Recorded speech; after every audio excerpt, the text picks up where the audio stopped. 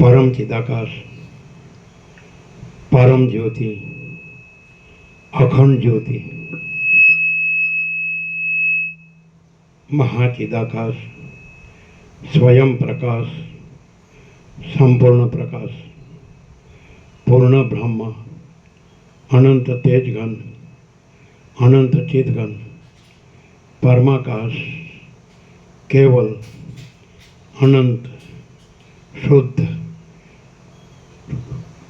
तेजगण, परमाकाश, अखिल आत्मा, पूर्ण ब्रह्म, परमात्मा, परम चिदाकाश, परम ज्योति, अखंड ज्योति, अनंत, पूर्ण, परम चिदाकाश, परम शांति, स्वयं सिद्ध, स्वयं प्रकाश, स्वयं पूर्ण, स्वस्वरूप, यही सब कुछ है, इसके सिवा कुछ नहीं है।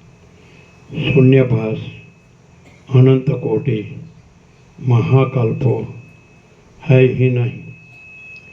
महाचिदाकाश, स्वयं प्रकाश, संपूर्ण प्रकाश, महाचिदाकाश ज्योति, अनंत, अखंड, अभेद, महाचिदाकाश ज्योति, महातत्व, महासामान्य, महाचिदाकाश, स्वसंवेद्य, सहज निर्विकल्प, परम चिदाकाश, अनंत, पूर्ण, निरपेक्ष, सत, अनंत, संपूर्ण, अपरिग्रही, निर्भ्रांत, निरपेक्ष, वशिष्ठराम, निर्वाण पूर्वार्ध, राउंड 42मो राउंड।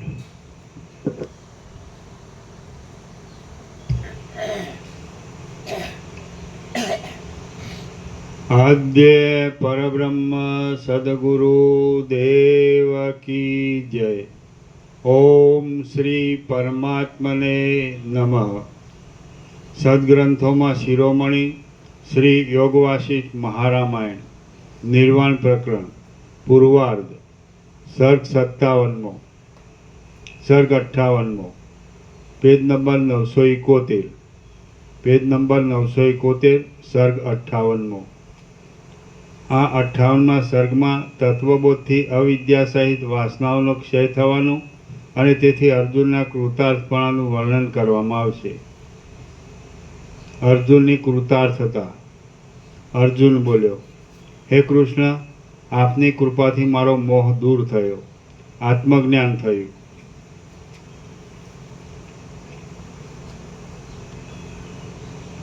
આત્મજ્ઞાન થયું, સર્વ સંદેહો દૂર થયા છે અને સ્વસ્થ થયો છું।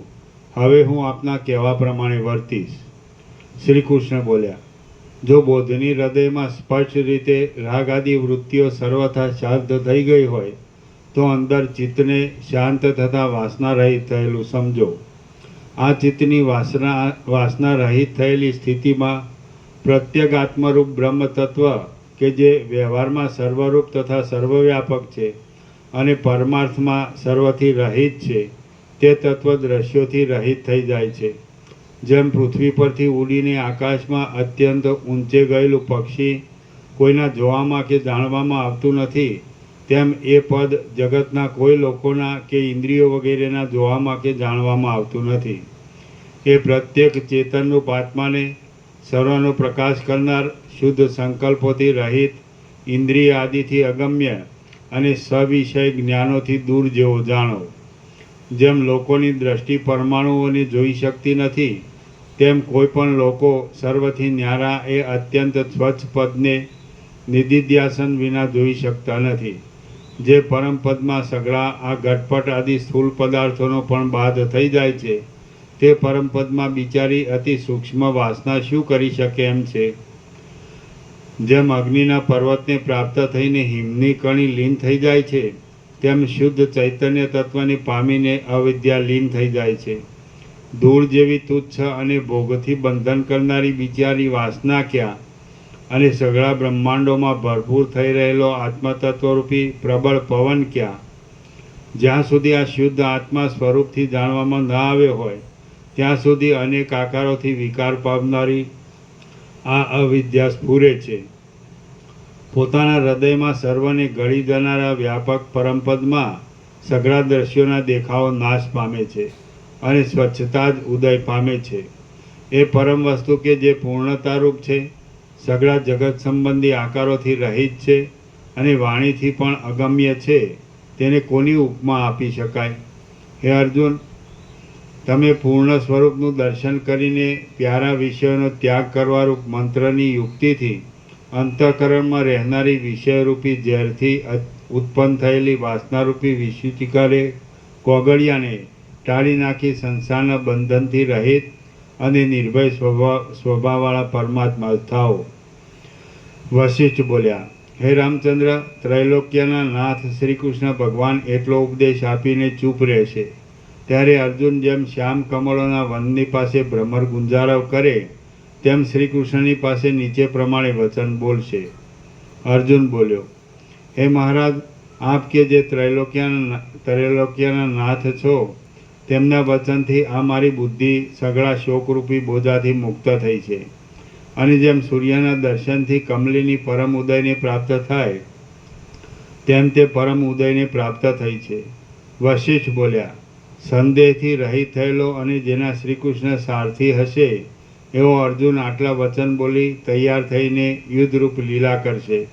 એ અર્જુન યુદ્ધભૂમિમાંથી હાથીઓને, ઘોડાઓને તથા સારથીઓને વગેરેને મારીને તેમના શરીરોમાંથી દળદળ નીકળતા લોહીની મોટી નદી ચલાવશે, અને આકાશના સૂર્યરૂપી નેત્રને બાણોના સમૂહના ફેલાવાથી તથા યુદ્ધભૂમિમાંથી ઉડેલી રજની પ્રબળ ડમરીથી વ્યાપ્ત કરી નાખશે. શ્રી યોગવાસિષ્ઠ મહારામાયણના નિર્વાણ પ્રકરણના પૂર્વાર્ધનો અર્જુન કૃતાર્થતા નવનો સર્ગ 58મો સમાપ્ત. સર્ગ 59મો. આ 59મા સર્ગમાં જે દ્રષ્ટિથી જીવન મુક્તિમાં દ્રશ્યો વગરની ચૈતન્યની સ્થિતિ સારી પેઠે સ્થિર થાય તે દ્રષ્ટિનું વર્ણન કરવામાં આવશે. શુદ્ધ ચૈતન્યની સ્થિરતાના ઉપાય. વશિષ્ઠ બોલ્યા, હે રામચંદ્રજી, તમે સઘળા પાપોનો નાશ કરનારી આ દ્રષ્ટિનો આશ્રય કરો અને નિસંગપણારૂપ સંન્યાસને ધારણ કરીને અને બ્રહ્મમાં સર્વ જગતના બાદરૂપ બ્રહ્માર્પણ અખંડ એક રસ રૂપે રહો. જેમાં સઘળું જગત રહેલું છે, જેમાંથી સઘળું જગત થાય છે, જે પોતે સઘળા જગતરૂપ છે, જે ત્રણેય કાળમાં વિદ્યમાન છે, જે સર્વમય છતાં પણ નિત્ય તથા પર છે, જે પોતે પ્રપંચથી બહાર દેખાતું હોવાને લીધે દૂર છતાં પણ સર્વના અંતરમાં વ્યાપેલું હોવાથી પાસે છે, અને સર્વમાં વ્યાપક છતાં પણ સ્વરૂપમાં જ રહેલ છે, તેને જ આત્મા સમજો. તમે તેમાં રહેવાથી સત્તા પામ્યા છો અને તેથી તે જ છો એમ તમે નિસંશય રીતે સમજો. જ્ઞેયોથી રહિત જે સ્વાભાવિક જ્ઞાન છે અને દ્રશ્યોથી રહિત જે સ્વાભાવિક દર્શન છે, તે જ પરમ પદ છે એમ સમજો. જ્ઞેયોથી તથા દ્રશ્યોથી રહિત જે સ્થિતિ છે, તે જ સઘળી સ્થિતિઓમાં પરમ પદ છે, તે જ સઘળી દ્રષ્ટિઓમાં ઉત્તમ દ્રષ્ટિ છે, તે જ સઘળા મહિમાઓમાં ઉત્તમ મહિમા છે, તે સઘળા માન્યોમાં ઉત્તમ માન્ય છે, તે જ આત્મા છે, તે જ વિજ્ઞાન છે, તે જ સર્વથી શૂન્ય બ્રહ્મ છે, તે જ પર છે, તે જ શ્રેષ્ઠ છે, તે જ શાંત શિવ છે, તે જ વિદ્યા છે અને તે જ સર્વોત્તમ સ્થિતિ છે. ચિત્તની અંદર જ સઘળા પ્રકારના અનુભવ રૂપ છે, અને જેની સત્તાથી જે સઘળા દ્રવ્યો રહ્યા છે તથા પ્રિય લાગે છે, તે આત્મા જગતરૂપી તલમાં તેલ રૂપ છે, જગતરૂપી ઘરમાં દીવા રૂપ છે, જગતરૂપી ઝાડમાં રસ રૂપ છે અને જગતનો ગોવાળ છે. સઘળા પ્રાણીઓરૂપી મોતીઓમાં તંતુરૂપ છે, હૃદય આકાશના પણ અધિષ્ઠાન રૂપ છે. 973 બીજા ફકરામાં ઉપર.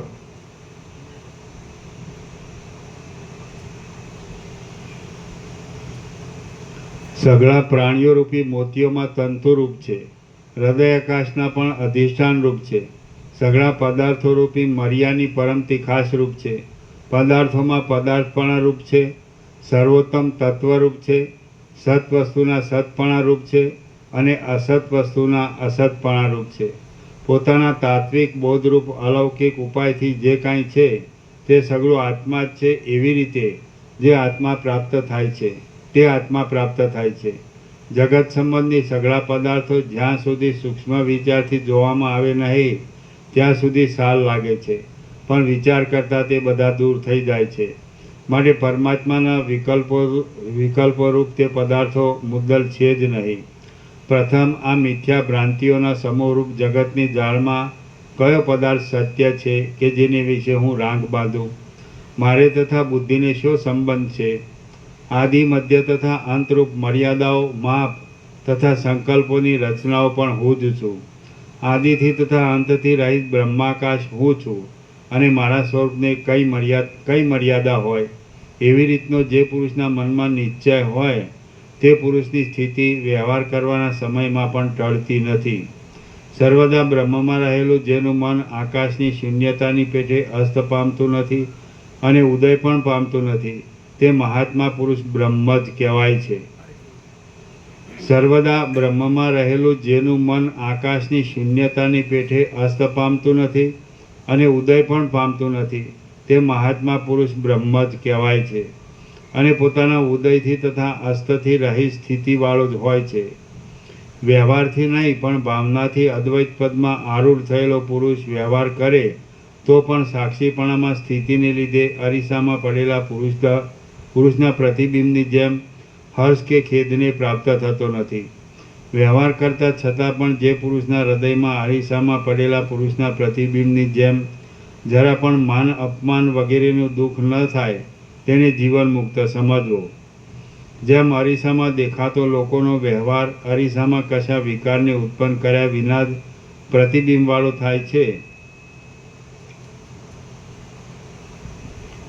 તેમ ચૈતન્યના અતિ નિર્મળપણાને લીધે જીવનમુક્ત પુરુષમાં જણાતો વ્યવહાર હર્ષ શોકાદિક કોઈ પણ વિકારને ઉત્પન્ન કર્યા વિના જ પ્રતિબિંબ જેવો થાય છે. ચૈતન્યનો ચમત્કાર જ આ જગતરૂપે પ્રતીત થાય છે. માટે એમાં એકત્વ પણ નથી અને દ્વિત્વ પણ નથી. અર્થરૂપ, શબ્દરૂપ, શિષ્યોરૂપ, શિષ્યોની ચેષ્ટાઓરૂપ, ગુરુઓરૂપ અને ગુરુઓના વાક્યોરૂપ ચમત્કારોથી ભરેલો આ મારો ઉપદેશ પણ ચૈતન્યમય જ છે. શાંત બ્રહ્મ ચૈતન્ય પોતે પોતામાં જ વિવર્ત પામ્યા કરે છે અને જે વિવર્ત છે તે જ આ સંસાર છે. ચૈતન્યનું જે ઉલટી રીતિએ નહીં દેખાવું તે પરમપદ છે. ચૈતન્યના વિવર્તનો બાદ થવાથી ચિત્ત બ્રહ્માકાર પરિણામ પામતા જીવપણા તથા જગતપણા રૂપ જે કલ્પિત અંશ દૂર થાય તે જ પરમ પુરુષાર્થ છે અને વાસનાનો નાશ છે. ચૈતન્યના વિવર્તનો બાદ થવાથી આ સંસાર શાંત થઈ જાય છે. ચૈતન્યનો વિવર્ત મિથ્યા હોવા છતાં પણ જડતા ધારણ કરે છે. એટલા માટે વિવર્તથી રહિતપણું એ જ અજડ અને પરમ ચૈતન્યનું સ્વરૂપ છે એમ અનુભવી લોકો કહે છે. આત્માના દર્શનથી રહિત જડ પદાર્થોમાં સાચાપણાની ભાવનાથી આ સંસાર ઉદય પામે છે એવું જણાય છે. જીવનમુક્તને એ ભાવનાનો લય થઈ ગયો હોય છે. તેથી જીવનમુક્તનો સંસાર બળી ગયેલા કપડાની જેમ જીવનમુક્તને બંધન આપવામાં સમર્થ થતો નથી. જીવનમુક્ત પુરુષ વિવર્ત વિના ચૈતન્યરૂપ થયેલો હોય છે.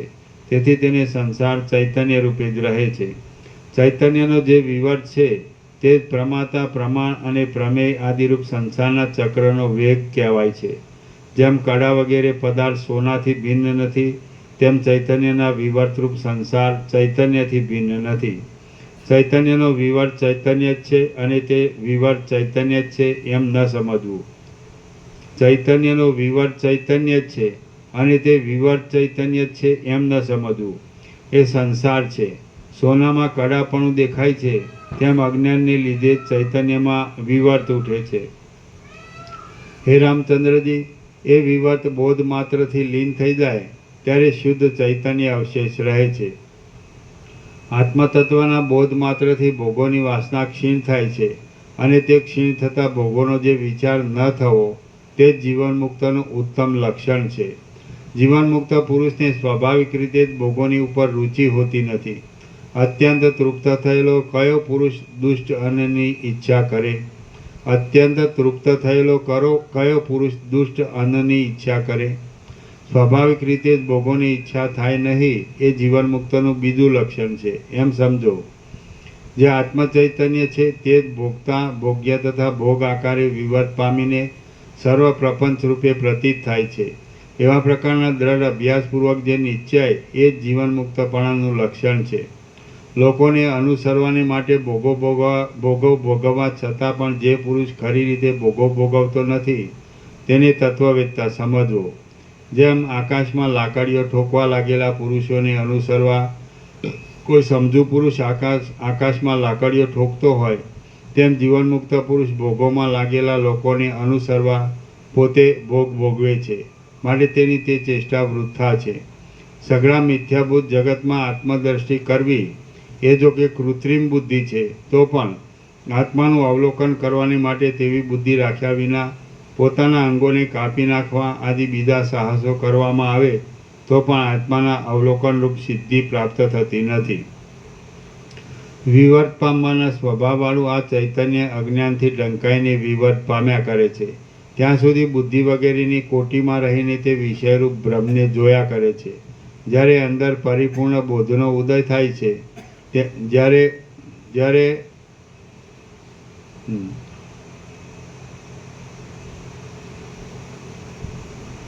અંદર પરિપૂર્ણ બોધનો ઉદય થાય છે ત્યારે વિવર્તની અને અવિવર્તની દશાઓનો ક્રમ બુઝાઈ ગયેલા દીવાની જેમ ક્યાંય જતો રહે છે કે તેનું નામ પણ પાછું મળતું નથી. સ્વાભાવિક રીતે શાંત રૂપવાળા આ ચૈતન્યમાં વિવર્તની કે અવિવર્તની વાત પણ જરાય નથી. સમાધિને લીધે ચલનથી રહિત થયેલા પ્રાણવાયુનું જે અલૌકિક રૂપ છે તે જ અજ્ઞાનથી તથા વિવર્તથી રહિત થયેલા ચૈતન્યનું મોક્ષ નામનું સ્વરૂપ છે. જ્યારે ચિત્ત નામનો ચૈતન્યનો વિવર્ત શુદ્ધ ચૈતન્યના રૂપને બ્રહ્માકારપણાને ધારણ કરે ત્યારે તે બંધ આપતો નથી અને મોક્ષ પણ આપતો નથી, પરંતુ કેવળ સ્વરૂપમાં જ રહે છે. ચૈતન્ય જો ચિત્તપણા રૂપ તથા ચિત્તના ઉપશમ રૂપ વ્યર્થ દશાઓને ન ધરે તો બંધનું, મોક્ષ વગેરેનું તથા તેમાં નામ પણ રહેતું નથી. મને મોક્ષ થાવો એવી ઈચ્છા પણ પૂર્ણપણાના ક્ષયનું કારણ છે, અને મોક્ષ ન થાય તો ઠીક એવી ઈચ્છા પણ બંધરૂપ છે. ચૈતન્યનું દ્રશ્યોથી રહિત જે અખંડ સ્વરૂપ છે તે જ કલ્યાણરૂપ છે. સ્વયં પ્રકાશ, અખંડ, સર્વથી પર અને ત્રિપુટી વિના એ સ્વરૂપને જ પરમપદ સમજો. મહાચૈતન્યનું સંકલ્પમાં જે ચલન છે તે જ બંધને તથા મોક્ષને યોગ્ય છે, અને તે સૂક્ષ્મ વિચારથી અવલોકન કરતાં જ નષ્ટ થઈ જાય છે. નિરાધાર અહંભાવ અવલોકન કરવાથી શાંત થઈ જાય ત્યારે શાથી કોનું શું બંધાય છે, એ શાથી કોનું શું મૂંઝાય છે અને શાથી કોનું શું મૂંઝાય છે એ જાણવામાં પણ આવતું નથી. વિવેકી પુરુષ જો પોતે રચેલા સંકલ્પમાં જ આ મેં ધાર્યું હતું અને આ મેં ધાર્યું નહોતું એવા વિભાગને ત્યજી દે તો ઉત્પન્ન થયેલો સંકલ્પ પણ બહારના ચલનને ઉત્પન્ન કરવામાં અસમર્થ થઈને નષ્ટ થઈ જાય. એટલે પછી સઘળું રોક્યા વિના જ સંકલ્પ વિનાનું અને ચલન વિનાનું થઈ જાય છે. આત્મા જો જ્ઞાનથી સંકલ્પને અને સંકલ્પમય ચપળ ક્રિયાઓને દૂર કરે તો પછી ચલન વિનાનું ઘાટું ચૈતન્ય જ રહેતા સંસાર રહેતો જ નથી. અથવા ચૈતન્યનું જે ચલન છે તે ચૈતન્યનો જ પ્રકાશ છે એમ અખંડ રીતે સમજવામાં આવે તો ચૈતન્યનું ચલન કાંઈ પણ ચૈતન્યથી જુદું રહેતું નથી. જ્ઞાની પુરુષ આ દ્રશ્યમય લાંબા સ્વપ્નમાંથી બીજા સ્વપ્નમાં જતાં પણ સર્વના અધિષ્ઠાનભૂત પોતાના સ્વરૂપથી જુદો પડતો નથી. તેથી કશા મોહને પ્રાપ્ત થતો નથી. હે રામચંદ્રજી, પ્રત્યેગાત્મા કે જેમાં બળાત્કારથી અટકાવવા છતાં પણ સર્વદા સઘળા જગત સંબંધી આકારોના દેખાવો મીઠાશથી સારા લાગે એવી રીતે ઉત્પન્ન થાય છે, તેમાં તે સઘળા આકારોના દેખાવોની સ્થિતિ પણ ઉદય પામે છે, અને જેમાં સઘળા સંકલ્પાત્મક તે આકારોના દેખાવરૂપી કાદવો લીન પણ થઈ જાય છે. તે પ્રત્યેગાત્માને જ ઉપર કહેલા વિચારથી પોતાની અંદર જુઓ. શ્રી યોગ વાસિષ્ઠ મહારામાયણમાં નિર્વાણ પ્રકરણના પૂર્વાર્ધનો પ્રત્યેગાત્માવબોધ નામનો સર્ગ 59મો સમાપ્ત. સર્ગ 60મો. આ 60મા સર્ગમાં પોતાની માયાને લીધે અદ્વિતીય શુદ્ધ પરમાત્માની સઘળા આકારોથી સ્થિતિરૂપ વિભૂતિ કહેવામાં આવશે. વિશ્વ પરમાત્માની વિભૂતિ છે. વશિષ્ઠ બોલ્યા, હે રામચંદ્રજી, પરમ પદરૂપ અને ચૈતન્ય ઘન જે આદ્ય પરમ તત્વ છે તે એવા પ્રકારનું છે. મોટા મોટા રૂપોવાળા આ બ્રહ્મા, વિષ્ણુ અને શિવ આદિ દેવતાઓ એ તત્વમાં રહીને જ પ્રસન્ન રહે છે અને રાજા લોકોની જેમ ઊંચી ઊંચી વિભૂતિઓથી શોભે છે.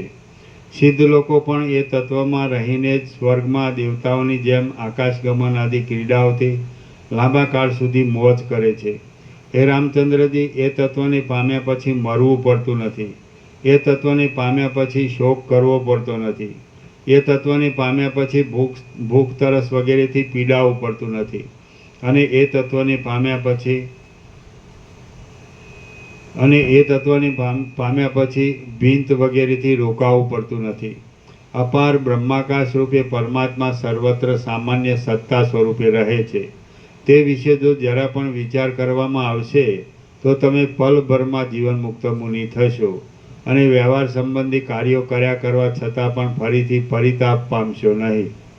રામ બોલ્યા, મન, બુદ્ધિ, અહંકાર અને ચિત્ત જેમાં ક્ષય પામે છે એવા નિર્વિશેષ સ્વયં પ્રકાશ બ્રહ્મ તત્વને તમે સત્તા સામાન્ય કહો છો કે મન આદિ સઘળા વિશેષોવાળા સર્વાત્મા ઈશ્વરને તમે સત્તા સામાન્ય કહો છો? નિર્વિશેષ બ્રહ્મ તત્વને તમે સત્તા સામાન્ય કહેતા હો તો તેમાં બ્રહ્માદિ કોઈ પણ વિશેષની સ્થિતિ સંભવતી નથી. અને મન આદિ વિશેષોવાળા ઈશ્વરને તમે સત્તા સામાન્ય કહેતા હો તો તેમાં દુઃખોનો સમૂહ નાશ થાય તે સંભવિત નથી. વશિષ્ઠ બોલ્યા, પ્રપંચનો બાંધ થયા પછી જે નિર્વિશેષ રહે છે અને પ્રપંચનો બાંધ થયા પહેલાં જે સવિશેષ રહે છે તેઓને જુદા પાડીને હું તેઓમાંના કોઈને સત્તા સામાન્ય કહેતો નથી. પણ સઘળા જીવભાવમાં, ઈશ્વરભાવમાં અને મુક્તિમાં પણ જે પરોવાયેલા સૂત્રની જેમ અખંડ સત્તા માત્ર સ્વરૂપે રહે છે તેને જ સત્તા સામાન્ય કહું છું. અને તે જ જગતનું તત્વ છે કે જેમાં તમે ધારેલો કોઈ પણ વિરોધ આવતો નથી. સર્વમાં વ્યાપક, આદિ તથા અંતથી રહિત અને અંતરાય નહીં હોવા છતાં પણ ભૂલાઈ ગયેલા કંઠમાં પહેરેલા હારની જેમ મેળવવામાં આવતું જે બ્રહ્મ સઘળા દેહોમાં રહીને જાગ્રતમાં, સ્વપ્નમાં તથા સૃષ્ટિના સમયમાં ખાય છે, પીવે છે તથા ચેષ્ટા કરે છે અને સુષુપ્તિમાં તથા પ્રલયમાં સર્વને તોડી નાખે છે અને સમાધિમાં સઘળા દ્રશ્યોથી રહિત થઈને દ્રશ્ય માત્ર રૂપે અવશેષ રહે છે તે સંપૂર્ણ બ્રહ્મ તત્વને હું સત્તા સામાન્ય કહું છું. એ સત્તા સામાન્ય આકાશમાંથી આકાશપણાથી, શબ્દમાં શબ્દપણાથી, હા, અને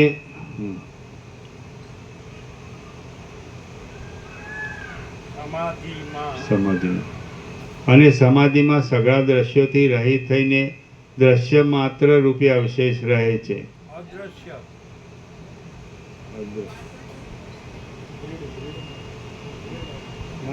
પ્રભુ દ્રશ્ય નહીં, દગ માત્ર રૂપે. હા, દ્રગ માત્ર. હા, બરોબર ને? દ્રગ એટલે સાક્ષી, દ્રષ્ટા. હા, બરોબર. પણ દ્રશ્ય નો આવે. દ્રશ્ય નહીં, વાંચ્યામાં એવું આવ્યું. દ્રગ એટલે હા, દ્રષ્ટા, પણ દ્રષ્ટા કરતા સાક્ષી શબ્દ બરાબર. સાક્ષી. દ્રગ, દ્રશ્ય, વિવેક આદિ શંકરાચાર્યનું છે. શંકરાચાર્ય છે દ્રગ, દ્રશ્ય, વિવેક. દ્રગ, દ્રશ્ય, સાક્ષી, સાક્ષી.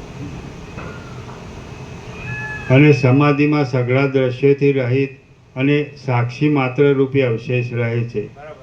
તે સંપૂર્ણ બ્રહ્મ તત્વને હું સત્તા સામાન્ય કહું છું.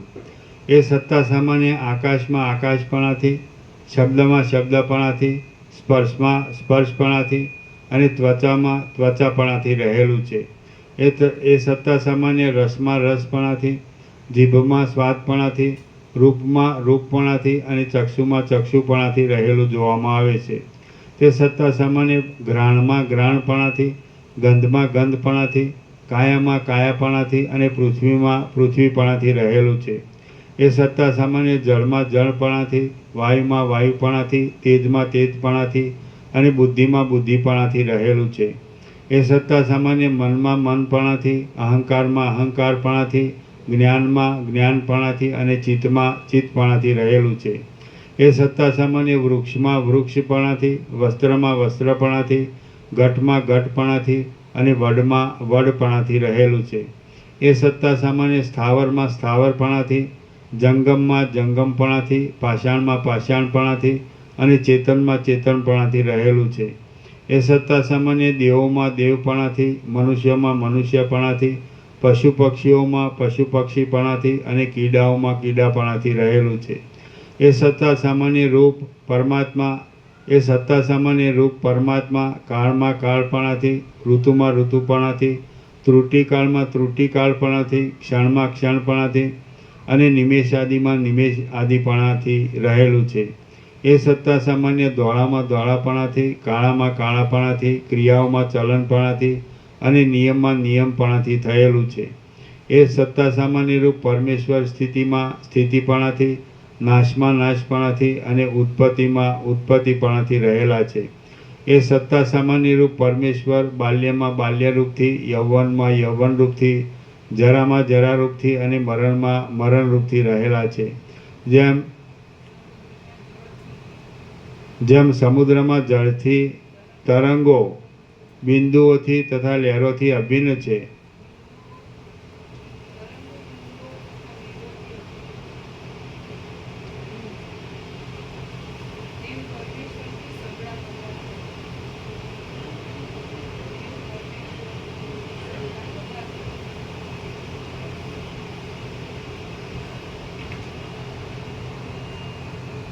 જેમ સમુદ્રમાં જળ તરંગો બિંદુઓ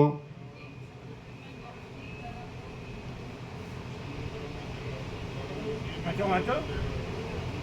પેલો ગૂંચવાડો.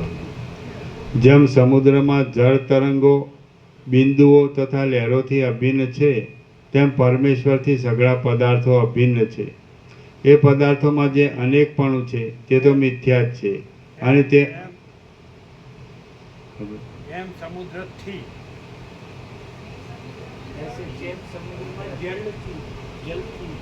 જેમ સમુદ્રમાં જળથી જળથી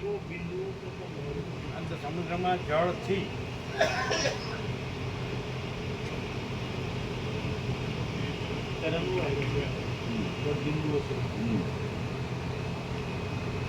જેમ સમુદ્રમાં જળથી તરંગો બિંદુઓ તથા લહેરોથી અભિન્ન છે. નો આવે ત્યાં હા, જળથી અભિન્ન છે.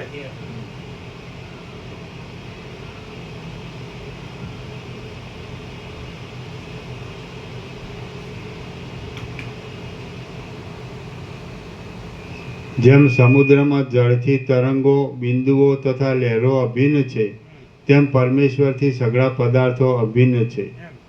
એ પદાર્થોમાં જે અનેકપણું છે તે તો મિથ્યા જ છે અને તે અનેકપણું સાચા ચૈતન્ય ભાવવાળા એ આત્માએ જેવી રીતે બાળક વેતાળને કલ્પી લે છે તેવી રીતે કલ્પી લીધેલું છે.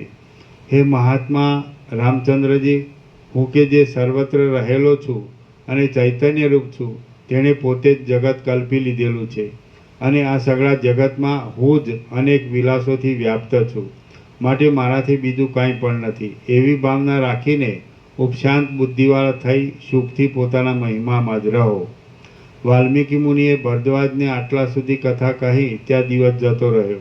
સૂર્ય આથમી ગયો અને મુનિઓની સભા વાલ્મીકીને પ્રણામ કરીને સાયંકાળના નિત્ય કર્મો કરવા સારું ત્યાંથી ઉઠીને નાહવા ગઈ.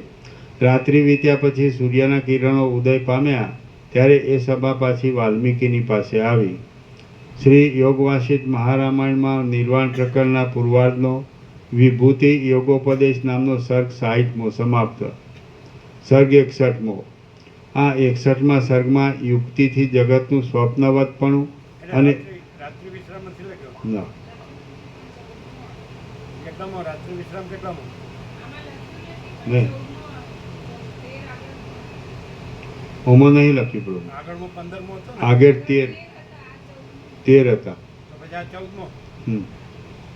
અને 14 એવો ભાગાકાર કરો.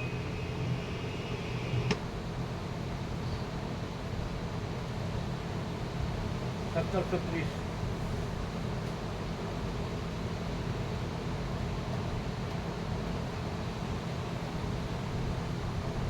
આનો નંબર શું છે? 977. 977. 977 એ 14. તો 1730 કેટલા?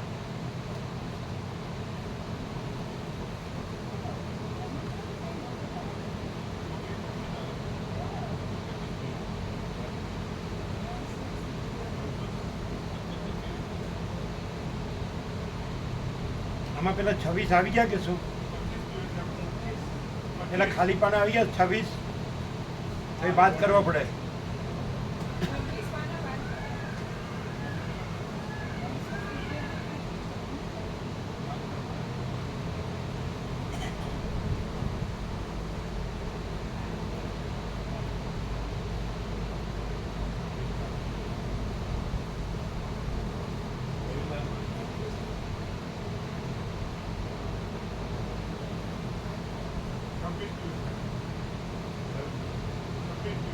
છવ્વીસ દિવસ થાય બહુ. ખોટું ભૂલ છે. ચલો આગળ વાંચો. 30 ઉપર થાય, 30 થી ઓછા ના થાય. હમ. ચલો.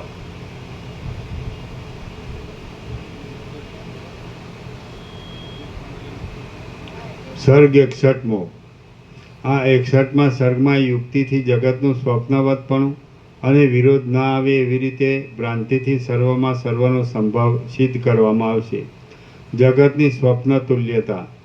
રામ બોલ્યા, હે મહારાજ, જેમ આપણને સ્વપ્નમાં શહેરોનું તથા ગામોનું મંડળ પ્રતીત થાય છે, તેવી રીતે જો બ્રહ્માદિકને પણ પોતપોતાના દેહનો પરિગ્રહ પ્રતીત થતો હોય તથા તેવી રીતે જો આ સઘળું જગત પ્રતીત થયું હોય તો તેમાં આપણને અત્યંત દ્રઢ સાચાપણું કેમ પ્રતીત થાય છે અને બ્રહ્માદિકને કેમ થતું નથી? આપણને લાંબા કાળના પરિચયને લીધે ખોટામાં સાચાપણું પ્રતીત થાય છે એમ કહેશો તો બ્રહ્માદિકને આપણાથી પણ અધિક લાંબા કાળના પરિચયને લીધે ખોટામાં સાચાપણું પ્રતીત થવું જોઈએ. વશિષ્ઠ બોલ્યા, બ્રહ્મા જ્યારે પૂર્વકલ્પમાં ઉપાસક સ્થિતિમાં હતા ત્યારે તેમને તત્વજ્ઞાન નહીં હોવાથી તે સમયની સૃષ્ટિ હમણાં આપણા અનુભવમાં આવતા આ સૃષ્ટિની જેમ સઘળા જીવ આદિ પદાર્થો સહિત સત્ય જ લાગતી હતી, પણ હમણાં બ્રહ્માને તત્વજ્ઞાનથી બાધિત થવાને લીધે મિથ્યા જ લાગે છે. બાધ થયા વગરનો લાંબા કાળનો જગતનો પરિચય જ સત્યતાની ભ્રાંતિમાંના દ્રઢપણાનું કારણ થાય છે, પરંતુ બાધિત થયેલ પદાર્થનો લાંબા કાળનો પરિચય સત્યતાની ભ્રાંતિના દ્રઢપણાનું કારણ થતો નથી. જ્યાં સુધી અજ્ઞાન હોય ત્યાં સુધી ચૈતન્યના સર્વવ્યાપકપણાને લીધે જીવ સર્વરૂપ થાય છે અને તે સંસાર સાચો જ લાગે છે, પરંતુ તે સંસાર અજ્ઞાનથી ઉત્પન્ન થયેલો હોવાને લીધે જ્ઞાનથી નષ્ટ થાય છે. બ્રહ્માને તત્વજ્ઞાનથી બાધિત થયેલો સ્વપ્ન જેવો આ જે પ્રપંચનો પ્રતિભાસ ઉઠેલો છે તે પ્રતિભાસ આપણા જેવા અજ્ઞાની લોકોની અહંતા પ્રતીતિની સાથે એકીભૂત થવાથી આપણને અત્યંત દ્રઢ થઈને રહ્યો છે. જેમ સૂતેલો પુરુષ પોતાના સ્વપ્નના શીઘ્ર વિનાશપણાને કર્મોના પ્રતિબંધને લીધે જાણતો નથી, તેમ બ્રહ્માદિક પણ પોતાની દ્રષ્ટિથી બાધિત થયેલા આ જગતરૂપી સ્વપ્નને કર્મોના પ્રતિબંધને લીધે શીઘ્ર વિનાશી જાણતા નથી. હે રામચંદ્રજી, સૂતેલા પુરુષને જેમ સઘળા જીવોના તથા જગતના પ્રતિભાસરૂપ સ્વપ્ન પ્રવાહરૂપ લાગે છે, તેમ બ્રહ્માને પણ આ સમષ્ટિ જગતરૂપ સ્વપ્ન બાધિત હોવા છતાં પણ પ્રવાહરૂપ લાગે છે. જેમ આંબાથી ઉત્પન્ન થયેલી ગોટલી પાછી આંબા વગેરે રૂપ પરિણામ પામતા પણ આંબારૂપ જ છે, પણ બીજી કોઈ વસ્તુરૂપ નથી, તેમ મનરૂપ સ્વપ્ન પુરુષથી ઉત્પન્ન થયેલું આ જગત પણ સ્વપ્ન પુરુષ રૂપ જ છે. મિથ્યા પુરુષથી જે ઉત્પન્ન થયું હોય તે મિથ્યા જ હોય એમ સિદ્ધ થાય છે. એટલા માટે આ સંસાર જન્માંતર તથા સ્વર્ગ નરક આદિ ક્રિયાઓ કરવામાં સમર્થ છતાં પણ તેમાં સત્યપણાની ગાઢ ભાવના કરવી યોગ્ય નથી. સ્વપ્ન સંબંધી પુરુષ જેવા મનમાંથી ઉઠેલ મિથ્યાભૂત જગતમાં દ્રઢ પ્રતીતિને લીધે જે સત્યપણાની ભાવના થાય છે તે ગમે તેમ કરીને છોડી દેવી જોઈએ. આપણને સ્વપ્નમાં પણ જે સૃષ્ટિ વગેરે દેખાય છે તેની તે સમયે દ્રઢ પ્રતીતિ થાય છે, પણ એટલા ઉપરથી તેની સત્યતા સિદ્ધ થતી નથી. વાસ્તવિક વિચાર કરીએ તો આગળ ખડો થઈ ઊભેલો અને નદીના પૂરની પેઠે વૃદ્ધિ પામેલો આ બ્રહ્માની સૃષ્ટિરૂપ સ્વપ્નનો આડંબર પણ નિમેષ માત્ર જ છે. આ નિમેષ માત્ર રહેનારા આડંબરમાં પણ કલ્પપણું કલ્પી લેવામાં આવે છે. જેમ પ્રત્યેક પ્રાણીને જોવામાં આવતી સ્વપ્ન સંબંધી સૃષ્ટિ નિમેષ માત્ર છતાં પણ લાંબી લાગે છે, તેમ બ્રહ્માને જોવામાં આવતી આ સમષ્ટિ સૃષ્ટિ નિમેષ માત્ર છતાં પણ લાંબી લાગે છે. જેમ જળ હોવાથી કલ્લોલો તથા લહરીઓ સ્ફુરે છે, તેમ ચૈતન્ય હોવાથી જ સૃષ્ટિઓના સમૂહોની પરંપરા સ્ફુરે છે. જેની પ્રસિદ્ધિ ચૈતન્યને આધીન હોય છે તે મિથ્યા જ હોય છે. જ્યારે આ સઘળી સૃષ્ટિ વાસ્તવિક નથી પણ સ્વપ્નાત્મક જ છે એમ સિદ્ધ થયું, ત્યારે બ્રહ્માનું પદ પણ અત્યંત અસત જ છે એમ સિદ્ધ થઈ ચૂક્યું. જગત અત્યંત અસત હોવા છતાં પણ વ્યવહારને લાયક કેમ છે એમ તો પૂછવું જોઈતું જ નથી. કેમ કે જે વસ્તુ જે રીતે જેવી જોવામાં આવે તે વસ્તુ તે રીતે તેવા સ્વભાવવાળી જ છે એમ માની લેવું યોગ્ય છે. સ્વપ્ન સંબંધી ભ્રમરોની રીતિઓ મિથ્યા હોવા છતાં પણ વ્યવહાર કેમ કરાવે છે એ વિશે કશી પૂછપરછ નહીં કરતા તેમનો સ્વભાવ જ એવો છે એમ માનવું એ વધારે સંતોષકારક છે. આ જગતરૂપી બ્રહ્મમાં સંભવે નહીં એવું તો કાંઈ છે જ નહીં. કેમ કે ત્રૈલોક્યમાં વિચિત્ર પ્રકારના વસ્તુઓના દેખાવો જોવામાં આવે છે. જળની મધ્યમાં પણ અગ્નિ સળગતો જોવામાં આવે છે, જેમ કે સમુદ્રમાં વડવાનલ. આકાશમાં પણ નગરો જોવામાં આવે છે, જેમ કે સ્વર્ગ આદિ લોકો. શિલાઓમાં પણ કમળો ઉત્પન્ન થતા જોવામાં આવે છે, જેમ કે હિમાચલમાં વૃક્ષો. એક સ્થળમાં પણ સઘળી ઈષ્ટ વસ્તુઓ જોવામાં આવે છે, જેમ કે કલ્પવૃક્ષમાં. શિલાઓ પણ વૃક્ષોની પેઠે ફળ આપતી જોવામાં આવે છે, જેમ કે ચિંતામણીના ગુચ્છો. શિલાઓની અંદર પણ પ્રાણીઓ રહેતા જોવામાં આવે છે, જેમ કે શિલામાં રહેતા દેડકાઓ. પથરામાંથી પણ પાણી નીકળતું જોવામાં આવે છે, જેમ કે ચંદ્રકાંત મણીમાંથી ગળો પણ નિમેષ માત્રમાં ગળો. હા.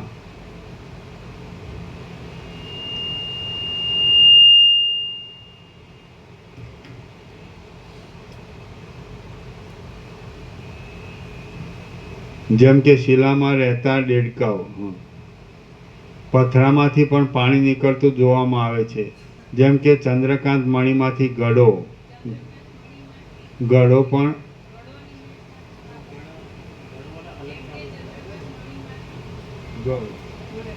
ગળો એટલે પૂર્ણ વિરામ એવું છે. બરોબર.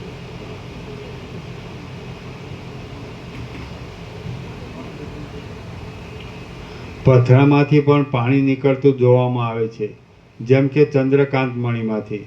ગળો પણ નિમેષ માત્રમાં વસ્ત્ર થઈ જતો જોવામાં આવે છે, જેમ કે સ્વપ્નમાં.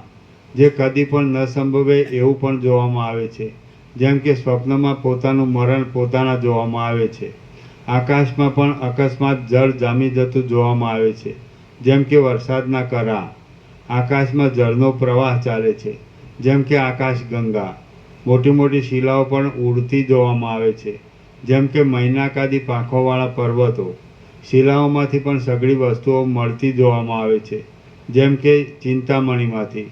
જ્યાં ત્યાં જતા ધારેલા ફળો તરત જ પ્રાપ્ત થાય એવા સ્થળો પણ જોવામાં આવે છે, જેમ કે દેવતાઓના બગીચાઓ.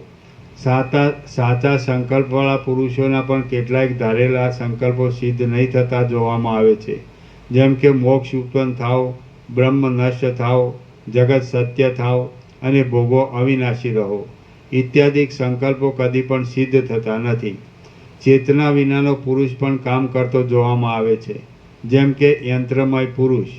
આવા જ અને એવા જ પ્રકારના બીજા પણ અસંભવિત વિચિત્ર દેખાવો કે જેઓ સાંભરી માયાઓમાં અને ગાંધર્વી માયાઓમાં પણ દેખાવા કરતા નથી.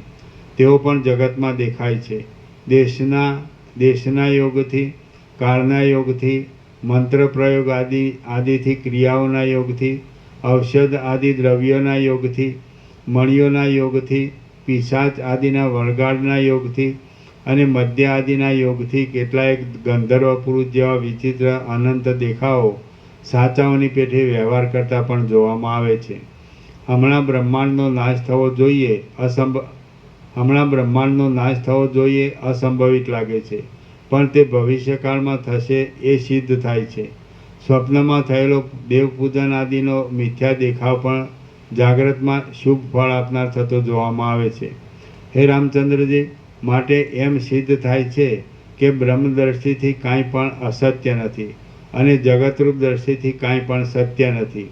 આ સૃષ્ટિ નામના સ્વપ્નમાં સર્વત્ર સર્વથી સર્વ સંભવે છે. જેમ સ્વપ્નમાં ડૂબેલી બુદ્ધિવાળો જીવ સ્વપ્નની સ્થિરતાને જુએ છે, તેમ જગતમાં ડૂબેલી બુદ્ધિવાળો જીવ જગતની સ્થિરતાને જુએ છે. જીવ એક બ્રહ્મમાંથી બીજા બ્રહ્મમાં જતા અને એક સ્વપ્નમાંથી બીજા સ્વપ્નમાં જતા તેઓમાં સ્થિરપણાનો વિશ્વાસ રાખવાથી બ્રહ્મમાં નહીં, બ્રહ્મમાં. બ્રહ્મ તમે બ્રહ્મ બોલો છો. ન બ્રહ્મ આ બ્રહ્મ બોલે છે કે નહીં? બ્રહ્મમાં. હા. જેમ સ્વપ્નમાં ડૂબેલી બુદ્ધિવાળો જીવ સ્વપ્નની સ્થિરતાને જુએ છે, તેમ જગતમાં ડૂબેલી બુદ્ધિવાળો જીવ જગતની સ્થિરતાને જુએ છે. જીવ એક બ્રહ્મમાંથી બીજા બ્રહ્મમાં જતા અને એક સ્વપ્નમાંથી બીજા સ્વપ્નમાં જતા તેઓમાં સ્થિરપણાનો વિશ્વાસ રાખવાથી મોહ પામે છે. જેમ મૂઢ મૃગ પોતાના મોહરૂપી દોષથી એક ખાડામાંથી બીજા ખાડામાં પડે છે, તેમ રાગ આદિ દોષોથી મૂઢ થયેલો જીવ એક દુઃખમય યોનિમાંથી બીજી દુઃખમય યોનિમાં પડે છે. શ્રી યોગવાસિષ્ઠ મહારામાયણમાં નિર્વાણ પ્રકરણના પૂર્વાર્ધનો જગતની સ્વપ્ન તુલ્યતા નામનો સર્ગ 61મો સમાપ્ત. સર્ગ 62મો. આ 62મા સર્ગમાં વિચિત્ર વાસનાઓના યોગથી કોઈ સંન્યાસીને અનેક દેહોની પ્રાપ્તિનો વિભ્રમ થવાનું વર્ણન કરવામાં આવશે.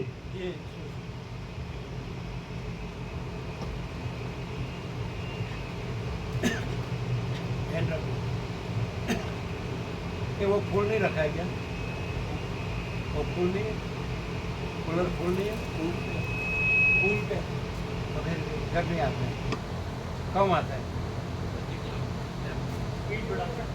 नहीं कम फूल है ना.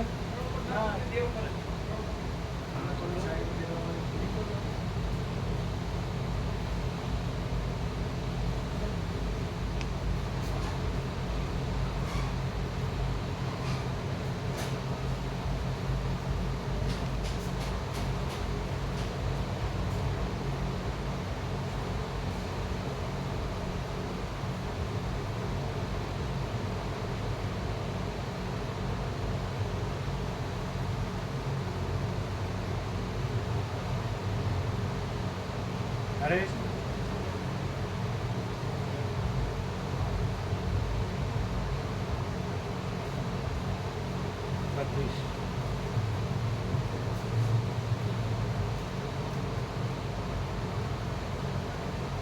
चलो वाँचो.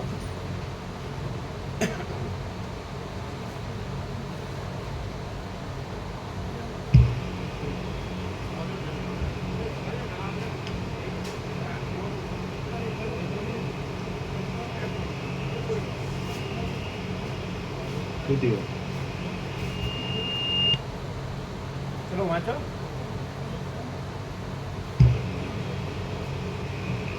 સર્ગ 62મો. એક સંન્યાસીને અનેક દેહ પ્રાપ્તિનો ભ્રમ. વશિષ્ઠ બોલ્યા, હે રામચંદ્રજી, આ વિષયમાં હું એક ઇતિહાસ કે જેમાં કોઈ એક વિચારશીલ સંન્યાસીને જે કાંઈ થયું હતું તેનું વર્ણન છે તે કહું છું, તે સાંભળો. કોઈ એક સંન્યાસી પોતાના આશ્રમને યોગ્ય શ્રવણ મનન અને સમાધિ રચીને આખો દિવસ ગાળતો હતો. સમાધિના અભ્યાસથી વાસનાઓનો ત્યાગ કરવામાં સમર્થ થયેલું તે સંન્યાસીનું ચિત્ત જેમ જળ તરંગપણાને પામે છે, તેમ જે સ્થિતિનું ચિંતન કરવું તે સ્થિતિને તુરંત પામતું હતું. એકાગ્ર ચિત્તવાળો એ સંન્યાસી એક દિવસે સમાધિમાંથી વિરામ પામી આસન પર બેઠો હતો. हाँ तो चलो कौन सा था इधर ये स्वामी जी वाला है। ऐसा क्या आया तो हम साफ करें तो अंदर तो करो साफ करो हाल रूम साफ करें ना એટલે તો પંખો છે. हाँ साफ करो है ना रूम साफ करे એટલે પંખો કરેલો. कौन सा ये था क्या साफ है क्या तीन है. नजदीक लो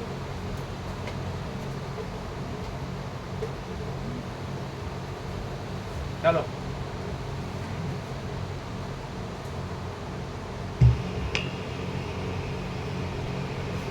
पहले वो उससे ठंड लगती थी अभी वो लगता ही नहीं ऐसा क्यों टेम्परेचर ठीक है સમાધિના અભ્યાસથી વાસનાઓનો ત્યાગ કરવામાં સમર્થ થયેલું તે સંન્યાસીનું ચિત્ત જેમ જળ તરંગપણાને પામે છે તેમ જે સ્થિતિનું ચિંતન કરતું તે સ્થિતિને તુરંત પામતું હતું. એકાગ્ર ચિત્તવાળો એ સંન્યાસી એક દિવસે સમાધિમાંથી વિરામ પામી આસન પર બેઠો હતો. ત્યાં તેને કાંઈક ક્રિયાના ક્રમનો વિચાર થયો. વિચાર કરતાં કરતાં તેને પોતાની મેળે એવી વૃત્તિ ઉત્પન્ન થઈ કે હું લીલાને માટે શાસ્ત્રના સંસ્કાર વિના કોઈ પામરજનની ચેષ્ટાની તરત ભાવના કરું. એ પ્રમાણે વિચાર કર્યો એટલે સંન્યાસીનું ચિત્ત જેમ જળ ચક્રી પામતા પ્રવાહપણનો તથા સમસ્થિતિનો ત્યાગ કરી ચક્રીરૂપ થઈ જાય છે તેમ સંન્યાસીની પદ્ધતિનો ત્યાગ કરીને કોઈ પામર પુરુષ રૂપ થઈ ગયું. એ ચિત્તમય પુરુષે સહસા પોતાની ઈચ્છાથી પોતાનું જીવટ એ નામ કરી લીધું અને તે કાકતાલીયની પેઠે થઈ ગયું. એ જીવટ નામનો સ્વપ્ન પુરુષ સ્વપ્નથી રચાયેલા કોઈ નગરના રાજમાર્ગો અને ગલીઓની અંદર વિહાર કરવા લાગ્યો. જેમ ભ્રમરો કમળનો રસ ચૂસે તેમ તેણે હર્ષથી લીલાપૂર્વક મદિરાપાન કર્યું અને તેને નશો ચડવાથી તે ગાઢ નિદ્રામાં સૂઈ ગયો.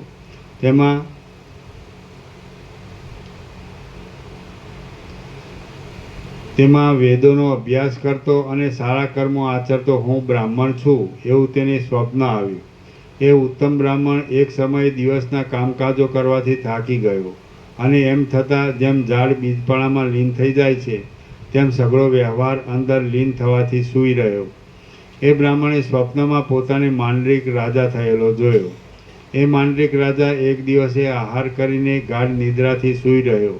ત્યાં પોતામાં સઘળી દિશાઓના મંડળને પાળનારો અને જેમ પુષ્પોના ઓગથી લતા શોભી રહે છે તેમ ભોગોના સમૂહથી શોભી રહેલું ચક્રવર્તીપણું થયેલું જોવામાં આવ્યું.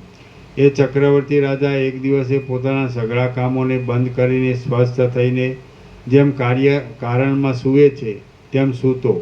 ત્યાં કામ વાસનાથી તેને ભોગો ભોગવવાની ઈચ્છા થઈ એટલે સ્વપ્નમાં તેણે પોતાની રૂપાળી અપ્સરા થયેલો જોયો. જેમ વૃક્ષની અંદરનો રસ પોતાની મંજરી થયેલો દેખે છે તેમ તેણે પોતાની અપ્સરા થયેલો જોયો. રતિ કરવાથી થાકીને એ અપ્સરા ગાઢ નિદ્રાને પ્રાપ્ત થઈ.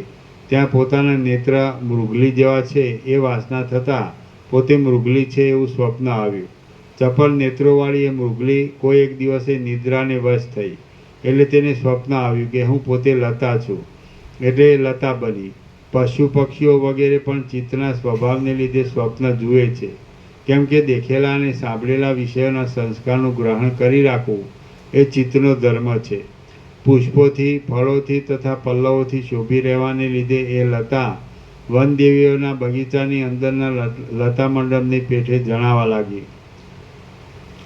બીજમાંથી અંદર રહેલા અંકુરના જેવા આકારવાળી અને સાક્ષી ચૈતન્યના પ્રકાશથી તે લતાને એવું સ્વપ્ન આવ્યું કે મને કોઈ બીજો કાપી નાખે છે એટલે પોતે ભમરો છે એમ તેના જોવામાં આવ્યું. જેમ પ્યારો પતિ જુવાન સ્ત્રીઓમાં વિહાર કરે તેમ એ ભમરો વનોની લતાઓમાં અને ખીલેલી કમલિનીઓમાં વિહાર કરવા લાગ્યો અને અનેક પુષ્પોના સમૂહોથી શોભી રહેલી તે લતાઓમાં તથા મોતીના હાર જેવી શોભતી કમલિનીઓમાં ગોલા જેવા રાતા અને પ્રિયાના અધર રસ જેવા મીઠા પુષ્પોના રસને તે ચાખવા લાગ્યો. એ ભમરો કમલિનીમાં ખૂબ જ પ્રેમ રાખી કમળના નાળમાં જ રહેવા લાગ્યો કેમ કે જડ બુદ્ધિવાળાનું ચિત્ત પણ ક્યાંય પ્રેમને વશ થાય છે. એક દિવસે એ કમલિનીને ઉખેડવા હાથી આવ્યો, કેમ કે મૂળ પ્રાણીઓનો નિશ્ચય રમણીય વસ્તુઓનો નાશ કરવા માટે જ